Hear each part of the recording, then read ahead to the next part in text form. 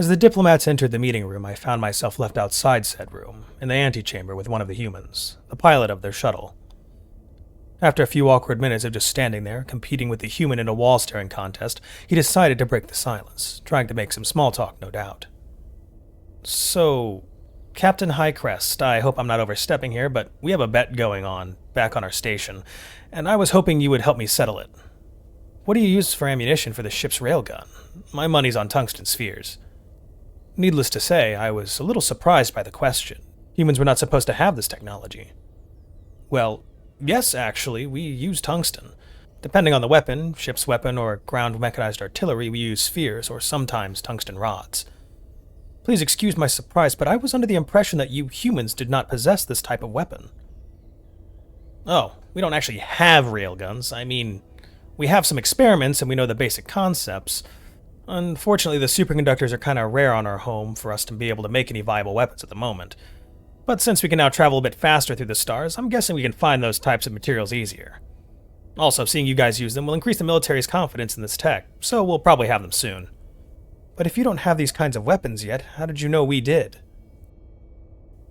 Come on, man, you've been parked next to us for 2 weeks. The view of your ship's exterior is the main attraction on our station. It's pretty obvious what the main weapons were if you just look at it. Those big tubes with blue coils around them? That was the easiest thing to guess. The point defense ones were a bit more difficult. You guys don't know how many fights those started amongst our engineers and weapons specialists. Some said ballistics, some said lasers, and some said Gauss guns. It was all settled when one of the engineers pointed a thermal cam at them when the asteroid flew by, and you guys turned them online. When armed, those things are radiating heat like crazy. They are keeping something really, really hot inside them. Those are mayhem weapons, right? I mean, they use magneto-hydrodynamic explosive munition, no? Out of words, I just nodded, a gesture that we happened to share with the humans. I mean, we did not call them the same, but yes, the point defense weapons fired superheated metal alloys. Yeah, that engineer with the thermal cam, he really took the big pot on that one. So, you humans, you have mayhem weapons? What? No. I mean, it's the same as the railgun thing. We've made some experiments, we understand the concept, but we still mostly rely on ballistics and missiles. The humans seemed a bit ashamed by their technological backwardness. Myself, I was out of words for the moment, amazed by how someone could recognize alien tech that was not yet properly developed by themselves. And I was trying to process this. This moment led to another span of awkward silence. Being the host here, I was the captain of the ship after all, it was my duty to break the silence this time. I hope you did not come with a team of diplomats just to ask me about railgun ammunition. I tried to joke to lighten the atmosphere. The embarrassed look returned to his face. No, of course not. It's just that the diplomats assumed you were going to teleport them onto your ship, and when that didn't happen, they realized they needed me to shuttle them in. But I'm not cleared for the diplomatic talks, so I was left waiting, and you are probably stuck here because of me, to keep me company. Sorry about that. Hold on. Teleport? You know, deconstruct something into a molecular level, transmit the data, and reconstruct it exactly at another location? You have this technology?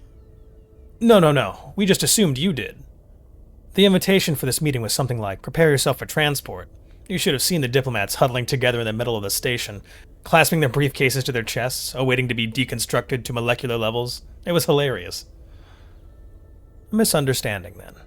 I was a bit disappointed, but it was not the first time when a more backward race, technologically speaking, assumed that our tech could do anything. It was an interesting concept, though. This teleporting by deconstructing to a molecular level should work, at least for simple elements, something to pitch to the scientists then, but later.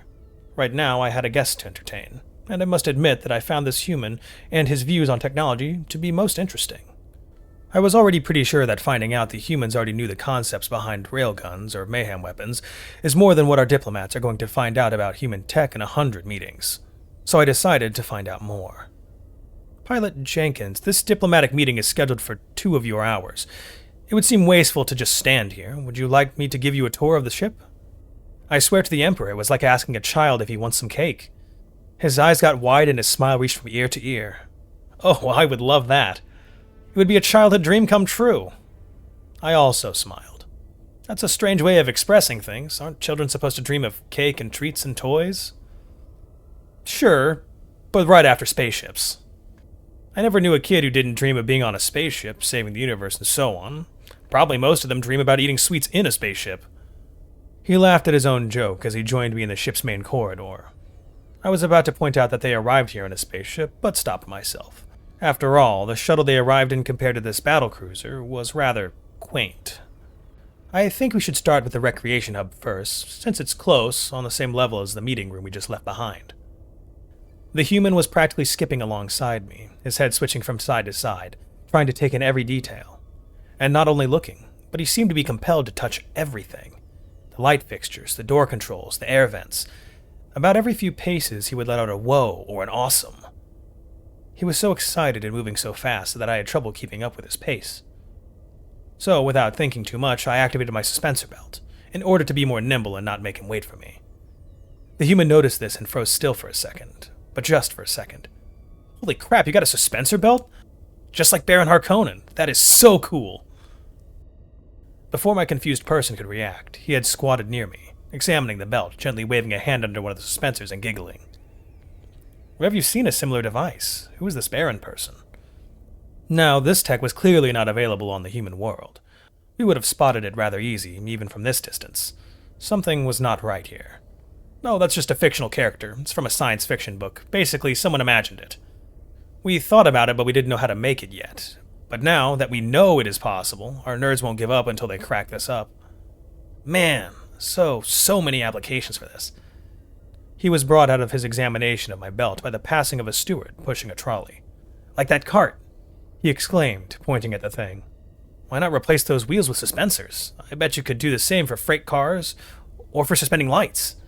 Levitating tanks. How awesome would those be, huh? To go over any terrain, flying cars, drones! Like really silent ones. Hell, make some of those babies big enough and you can probably move a spaceship with them. Oh shit, that's it, right? It's a miniature ion engine. He stopped when he saw the bewildered expression on my face, and I think he misunderstood my expression. I'm sorry, Captain. I really hope I'm not committing industrial espionage here, or something like that. If I'm out of line, just tell me. No offense will be taken, I promise. If you want to cancel the tour, there's absolutely no problem, and I promise you that I'll understand. I was not offended or anything. I was just amazed beyond words. This creature, this human who has never before seen this piece of tech, was spewing out possible uses for it at a rate worthy of a prize-winning scientist. And, besides that, he had just correctly identified the principle behind it in less than a few seconds. So, do humans have ion engines? I managed to babble, trying to hide my stupor. I already knew that they didn't, but I just did not get how someone can see so clearly the concept behind a totally alien tech. Well, not exactly. At least not ones with decent output. Our ships still use combustion for thrusting, but we do have some experiments going in that direction, and some small ion engines, but just for small directional changes. Again, the fact that we see them functioning on your ships as the main thrusting element will greatly increase confidence in this particular tech, and the study area will be greatly increased. And by confidence, I mean the funding. He laughed again at his own joke, and then looked expectantly at me. I just pointed to the direction of the hub door, trying to buy more time for my brain to process this. That is the recreation area for the crew. Let's go inside to show you how we relax on long voyages. By this point, I was feeling a little frustrated by the way the human nonchalantly regarded our way more advanced technology. Yeah, we're gonna have that too, soon. It was rather cocky of him. Every other race we've met so far had been awed by our technology, thought of it as magic or supernatural, even godlike. I knew it was not civilized for my part to think like this, but now I wanted to awe him. So I decided to show him the holodeck. I was already smirking when I chose from the available scenarios the one titled, Hunt for the Wild Chakra. Selection completed, I opened the door and stepped inside the empty, for now, holodeck, with the human in tow. I said nothing to the human while the program loaded, not to ruin the surprise. You see, I really wanted to unnerve him a bit. There was no way he would not be blown away by the holographic simulation. Maybe even scared. I felt a giggle crawling up my throat, watching the human gawk at the walls dotted with projectors. And then, even before the projectors had time to warm up properly, he spoke. Whoa, this is a holodeck, right? Like where you simulate different scenarios? You guys use hard light? Can you pick up objects here? Are the scenarios and characters fixed, or are they reactive? Maybe AI controlled? Before I could answer, not that I could have answered anything with my mouth agape, the projectors came to life, and the rocky savanna materialized around us. The hot wind started to blow through our fur and, hair. Birds chirped all around, 2 suns peeked through the clouds from above. The human, grinning wildly instead of cowering in awe, was trying to take it all in. Nice touch with the warm wind. Hey, I can even feel the sun burning, very realistic. When he managed to gently pick up a stone from the ground without too much glitch and maintain the simulation in his palm, he cackled with glee. Myself? I was over the shock of the human knowing what a holodeck was, even though I was absolutely sure he had never seen one in his life. But I still had more hope for some cowering-like reaction.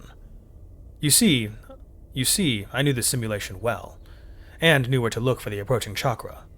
I knew it would be stalking from behind the 2 bigger boulders, and any minute now the hapless human would step into his range. If a chakra leaps right at you, even a simulated one, your flight instinct is going to take over, no matter how familiar you are with holodecks. So I watched, breath held, with some remorse actually, as the human moved from item to item, closer and closer to the beast. And then it happened. The chakra leapt, with a growl, from only 3 meters, aiming for the human's side. And somehow the human had time to turn its head towards the simulated beast, see it, and step aside, out of the way. And then, instead of fleeing in panic, he faced the chakra, making cooing noises? Oh my god, who's a good kitty? Oh my, you're gorgeous. Nice kitty, come here baby. Psst, psst, psst. The simulated chakra seemed to share my disbelief. What in the name of the Emperor was this human trying to do? Pet it? To his detriment, the kitty turned away, according to the simulation's scenario, and disappeared into the tall grass at a sprint. The human turned to me with bright, moist eyes. Oh my, I didn't know what that was, but it was gorgeous.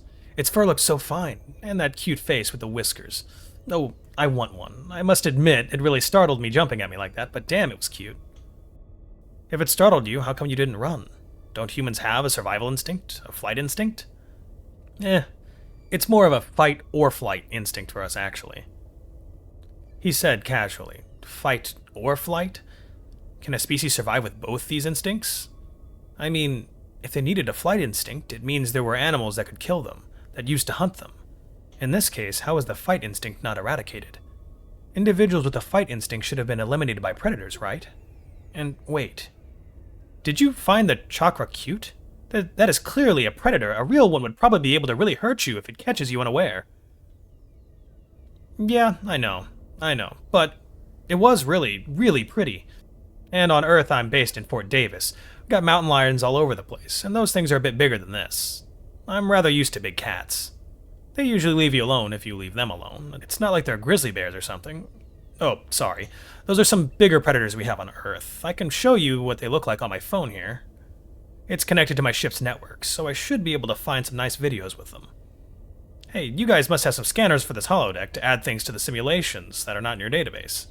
If we let the scanner record my phone's screen, think we could project the video here?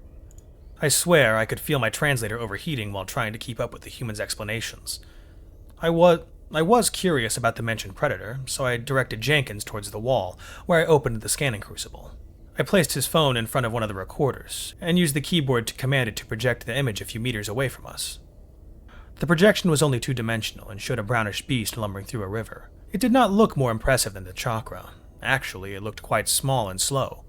No, size is all wrong. Let me see that, said the human, and pushed his face above the console. I watched him muse as he tried to understand the controls. My smile faded as he delightedly exclaimed, this must be it. Zoom in, zoom out, yeah. Let's see now. A bit bigger. That should be about right. I looked up from the console, back to the image of the bear, and froze. Even in 2D, the video of the enormous predator was frightening. Even the sluggishness part went to the abyss when the grizzly moved its head in a flash, to catch out of the air something silvery that flew from the water near him. It then proceeded out of the river with its prey between its huge, slobbery jaws. He reached the bank and started tearing the silvery thing apart. By the Emperor, that is impressive. Are you sure you didn't zoom in too much? Nah, I think I got the size just about right. Anyway, it's not even the biggest predator on Earth. Over the next 20 minutes, he showed me a polar bear, a saltwater crocodile, and a lion. I had to stop the show because our time was limited to the duration of the diplomatic meeting, and definitely not because my legs felt like jelly. Each time he brought up another beast, I barely stopped myself from giving in to my flight instinct. But to be honest, I was more impressed with the way the human was using the console all by himself. Since the first image, he controlled the display for the whole duration. Not only the size of the projection, he figured out to isolate and project only the animal from his video. He made the projection move through the holodeck while the animal was moving its legs. He adjusted the lighting and colors to match, making the holodeck take colors from his video background and mash it into the current projection. He seemed to really enjoy discovering all the functions of the console. He did it with such ease that it was eerie. When I suggested to move, he seemed reluctant to part with the device. I must admit that I am truly impressed with the ease you used that console. It looked as if you used something similar before. It must be because I'm such a huge gamer. Strategy, RPG, shooters, you name it, I play it. And every game has different controls. I swear that some game designers actually try to make their controls as weird as possible. It's their way of bringing something new with each game they put out.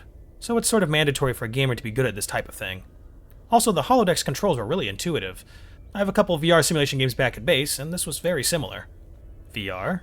Virtual reality. Pretty similar to a holodeck, but because we lack the hard light tech, it's something simpler. I'm pretty sure that holodecks like this one will be the next step for VR tech. You know what I don't get?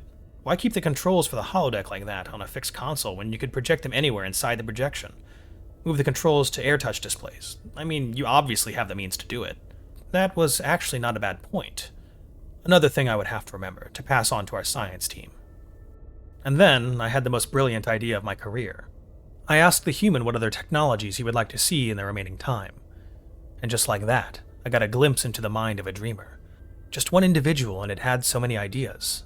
Sure, some were pure fantasy, but others were firmly in the realm of possibility. I am convinced that an entire race of such individuals, with their minds centuries ahead of their current development, would indeed achieve great things, and bring a new golden age of science to the universe. When the diplomatic meeting was over, the two of us had just made it back to the antechamber. The human was absolutely thrilled with the tour. He was delighted to have seen so many of his dreams transplanted into reality. And myself, I was really looking forward to the next meeting with my science team, as I had collected in these 2 hours a lot of improvement ideas for our existing equipment, and also many more ideas for new devices and technologies. After we all said farewell and the human delegation departed, I invited myself, through Captain's authority, to the debriefing session that the diplomats were having post-meeting the humans. The Empire's policy towards the humans from now on would be based on their report and recommendations, and I wanted to make sure the report reflected what I had observed in these 2 hours. As I suspected, the bureaucrats really hadn't tried to look beyond the surface. The report painted humanity as a polite but backward race, with very little to no valuable technologies, extremely low military power, at least space-wise, very few available resources to trade, overcrowded planet. They saw little value in developing relations with them. I let them finish their discussion and report without interrupting them, and afterwards, with all the authority and severity I could muster, asked them what in the name of the Emperor they were thinking. Then, after I got their attention, I proceeded in telling my shocked audience about my own experience with the human pilot, Jenkins, of how many useful ideas he had, how fast he understood concepts beyond humanity's actual development, and about the ease and familiarity he showed with all the tech I exposed him to on our ship, of how close humanity is to developing many technologies on par with ours. As a conclusion, I strongly advised them to reconsider their report, or to request another meeting with the humans if they liked, for clarifications. But I informed them that I will send a report of my own, directly to the Emperor, strongly suggesting an immediate alliance with this unexpected treasure of a race.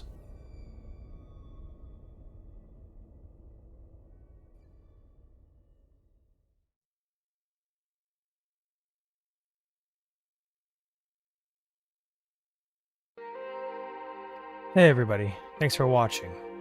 Everything I used is in the description below. If there's a story you'd like to hear narrated, let me know and I'll reach out to the author and see if we can make that happen. Thanks again. It's a scary world out there, but remember to be brave and look up, to seek the stars.